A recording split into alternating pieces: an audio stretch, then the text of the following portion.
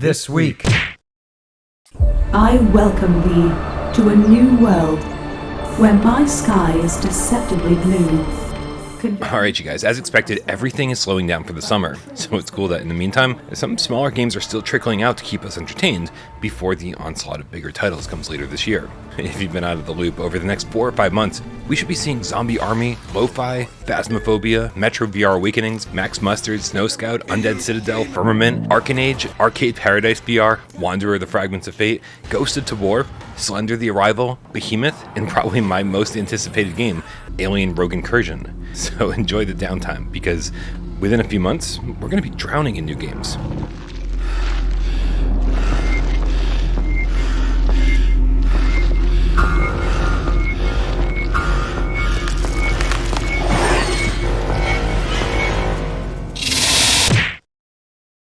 Three, two, one, Go! Spin Rhythm is an electronic music game filled with fluid, analog-inspired controls, stunning reactive backgrounds, and fully handmade levels. Spin, flick, and tap to match colors and beats across 5 difficulties, featuring 60 licensed tracks of the juiciest beats in the known universe, from Nitro Fun, Mo Shop, Hyper Potions, Camellia, Panda Eyes, Tristam, Maxo, Tokyo Machine, Too Mellow, and more.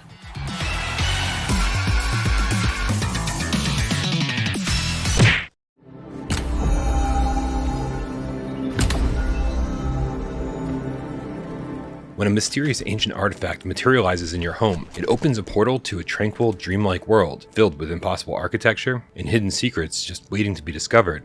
Explore 5 stunning worlds, solve 3-dimensional puzzles, and immerse yourself in rich, captivating audio and music, deepening your connection with the world. The Infinite Inside comes out this Friday, and my review will be out long before then.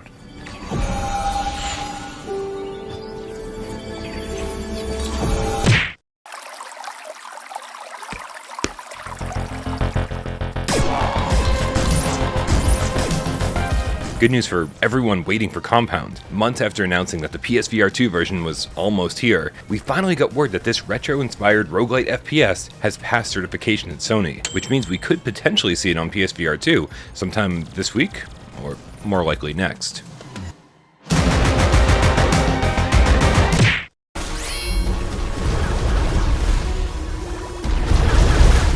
Developer Jacob Stewart from Iron Stomach, makers of B99 Overclocked, tweeted out last week, quote, "Started a new VR game. Too early to show, but I switched to Unreal Engine 5. I'm very happy with how this engine performs." And then he tags PSVR2 and PCVR. Now, even though this tweet doesn't say a whole lot, really, it's worth noting that, as many developers will likely be doing over the next year or two, he switched away from Unity and has gone to Unreal 5. B, he's making another game, which is awesome because B99 was pretty good, but maybe most importantly, he tags PSVR2, which means that his game must have sold well enough to make PSVR2 a lead platform, rather than switching over to the Quest. So, pretty good news overall.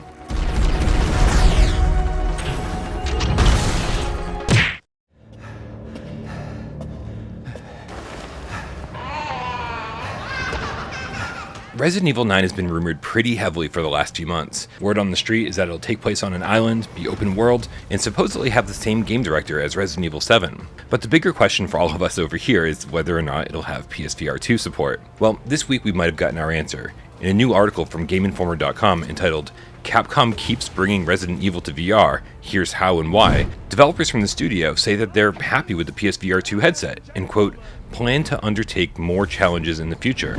So between some rumored first-party support, tons of great third-party support, and Resident Evil 9 all in our near future, I mean, you've got to admit, the future's looking pretty bright.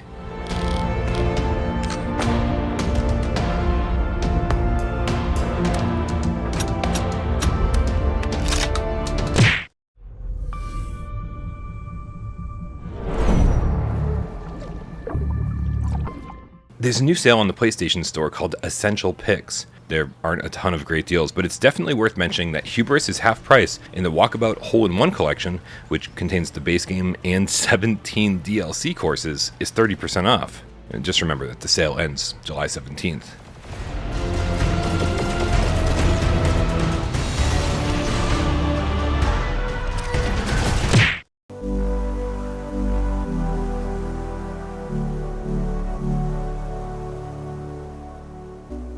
Separation was one of my favorite games on PSVR1. It was an open-world puzzle adventure that, from music to environments, was all made by just one person.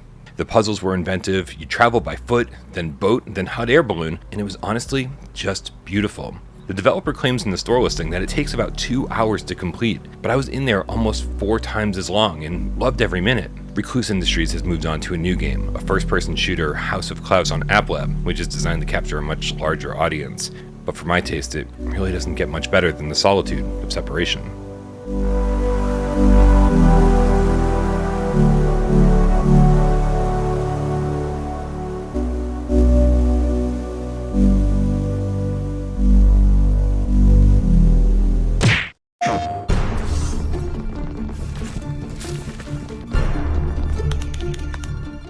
Every week, our good friend Professor Lilith organizes a multiplayer meetup over on our Discord. It happens every Sunday at 2 p.m. Eastern, and this week we'll be playing 10-player social deduction game, Among Us. If you can't make this week's meetup, don't worry, it happens every Sunday at the same time. So, make sure you click the link in the description below. Come join our Discord.